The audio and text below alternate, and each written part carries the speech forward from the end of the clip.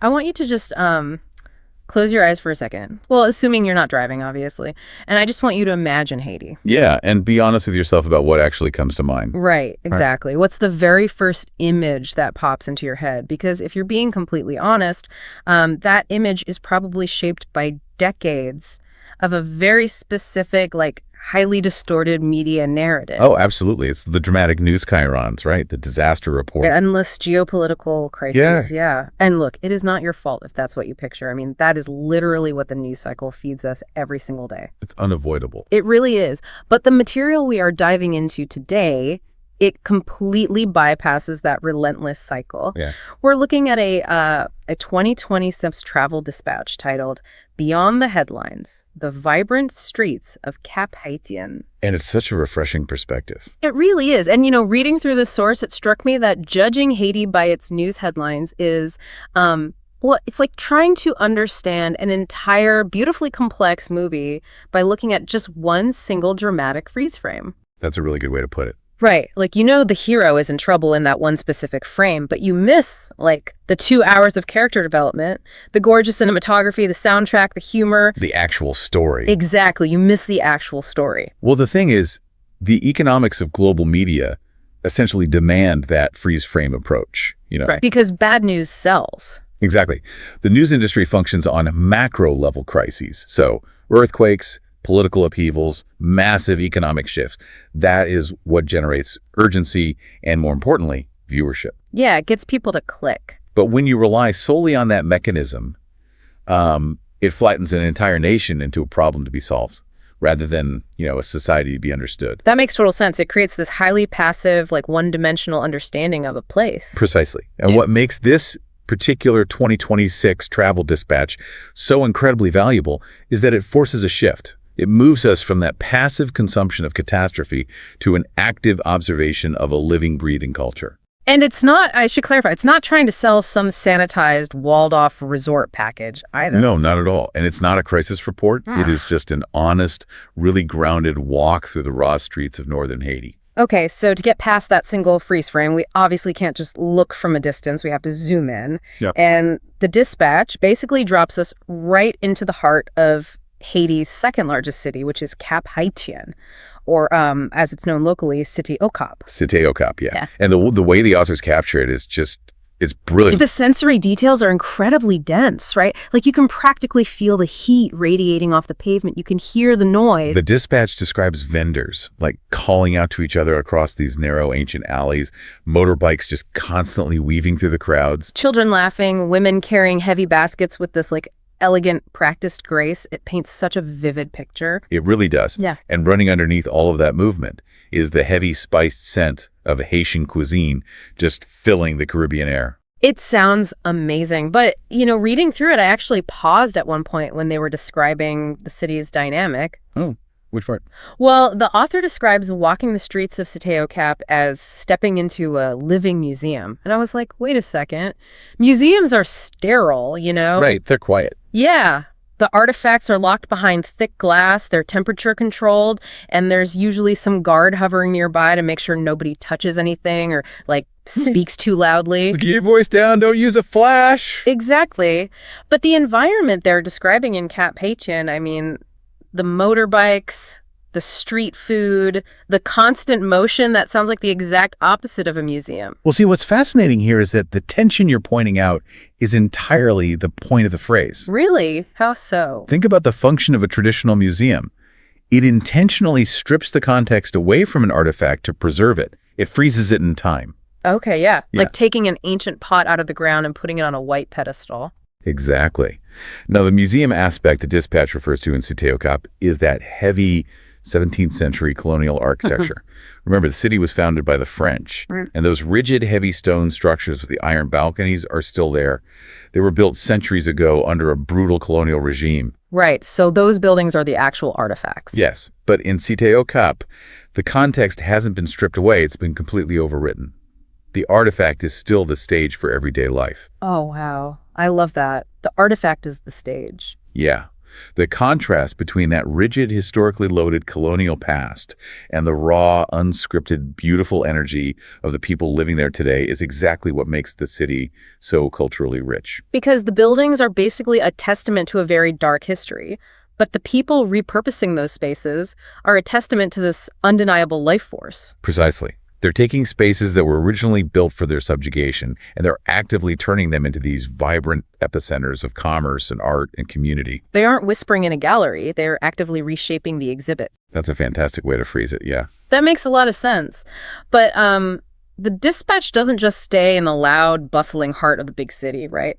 The source insists that to really understand the rhythm of northern Haiti, you actually have to leave that grand historical backdrop and zoom in on a much smaller scale. Yes. It takes us on a short journey outside the city to a smaller municipality called Limbé. Limbé. And it's a totally different vibe. Oh, completely. Limbé operates on a totally different frequency because when you remove the grand scale of a major urban center like Cité Okap, you're left with the micro interactions that actually weave a society together. Right, the small stuff.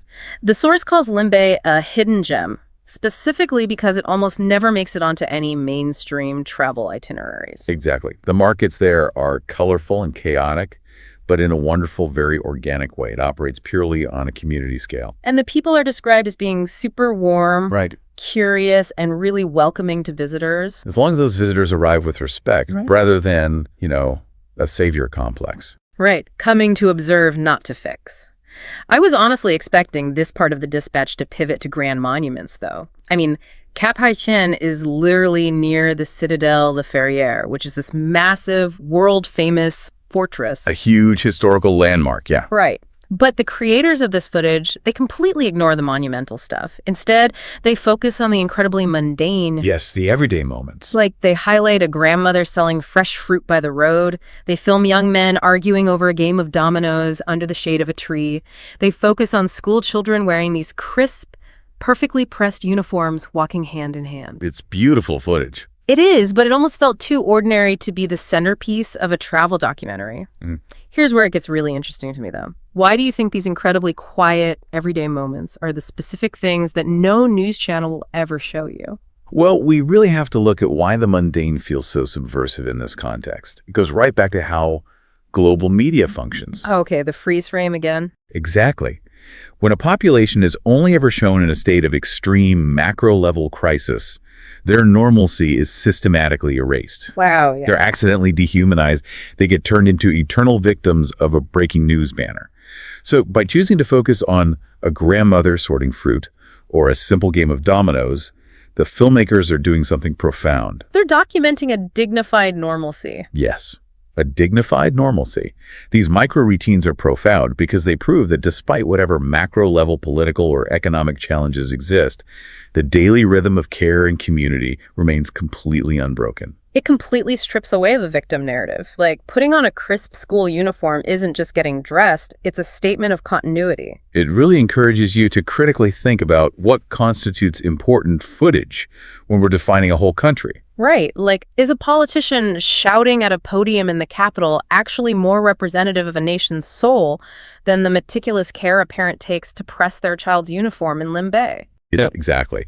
The dispatch is basically arguing that these quiet moments, this incredible continuity of life, define the true spirit of Haiti far more accurately than any catastrophe ever could. And the source makes a major point of anchoring this continuity in a very specific historical triumph, too. Like the dignity you see in the streets of Limbé or that vibrant energy of Cité Okap, it's not just some coincidence of geography. No, it's deeply rooted. Right. The dispatch emphasizes that the people of northern Haiti hold their heads high because they are the descendants of the very first free Black republic in the entire world. The 1804 revolution. It is the absolute bedrock of their national identity. 1804. Yes, but it's vital to understand the mechanism of how that history actually shaped the culture we see in the dispatch today. Because, becoming the first free Black republic wasn't just a military victory. It had massive global consequences for them. Huge consequences. It resulted in immediate crushing global isolation. The colonial powers in the 19th century essentially quarantined Haiti. I mean, they faced crippling economic embargoes. They were forced to pay massive indemnities back to the French just to exist as free people. So they were entirely cut off from the global economy. Yeah. They had to rely solely on themselves just to survive. Absolute self-reliance was literally their only option. And the thing is, when you are isolated by the rest of the world, your internal culture becomes your primary currency. Oh, that's really profound. The warmth, the creativity, the strength that the dispatch observes today, all of that was forged in that intense isolation.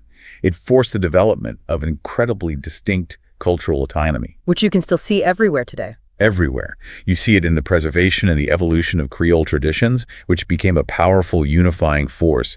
And you see it in the vibrant, highly narrative art that basically covers the walls of Cité Okap.